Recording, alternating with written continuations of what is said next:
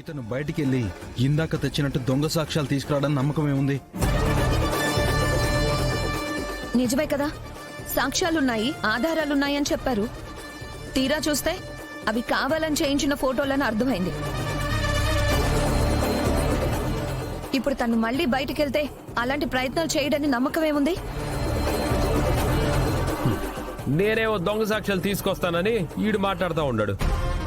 కానీ సాక్ష్యాలు తేడానికి పోయిన పాప మీద ఈడు మనుషులు ఎవరైనా దాడి చేయరని నమ్మకం ఏముండదు వదినమ్మా.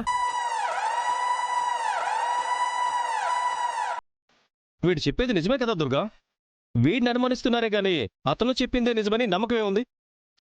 లేదండి, చిరంజీవి బయటికి వెళ్ళాడు అంటే అతను చెప్పినట్టు ఖచ్చితంగా ఏదో ఒకటి చేస్తాడు.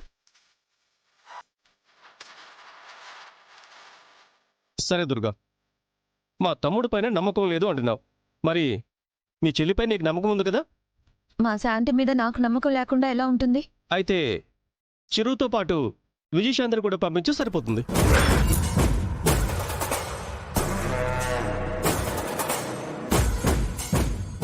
కాసేపట్లో సాక్ష్యాలు తీసుకొస్తానని వెళ్ళింది కదండి, వచ్చే వరకు వెయిట్ చేద్దాం. ఇంతలో బయటికి వెళ్లాల్సిన అవసరం ఏముంది? తప్పెవరిదో ఈరోజు తేల్చేయడానికే ఆ అమ్మాయి సాక్ష్యాలు తెచ్చే వరకు నిన్ను ఇక్కడే ఉండమన్నావు. తను వచ్చే వరకు నువ్వు ఎలాంటి తప్పు చేయలేదు అని నిరూపించుకునే వరకు నువ్వు ఉండాల్సిందే. ప్రాణం పోయినా నా తమ్ముడు తప్పు చేయడు అని నమ్మకం నాకుంది. కానీ బలవంతంగా తాళి కట్టేశాడు, ఇష్టం లేని కాపురం చేసేలా చేస్తున్నాడు అని పెళ్ళైన క్షణం నుంచి దుర్గ మా తమ్ముడి పైన నిందలు వేస్తూనే ఉంది.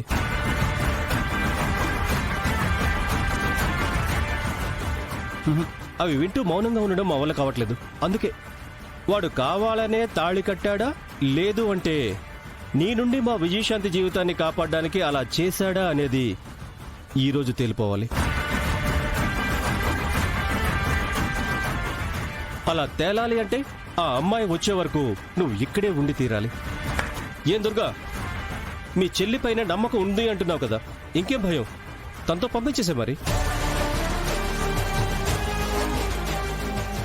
అమ్మ శాంతి, ఇది నీ జీవితానికి సంబంధించిన సమస్య. మా తమ్ముడు బయటికి వెళ్ళి సాక్ష్యాలేమైనా తారుమారు చేస్తాడేమో అని అనుమానం ఉన్నప్పుడు తోడుగా నువ్వు వెళ్ళి వీడు తప్పుడువాడా కాదా అనేది తెలుసుకోవాల్సిన అవసరం మా అందరికంటే నీకే ఎక్కువగా ఉంది. నా మాట విని వెళ్ళు. వెళ్ళు.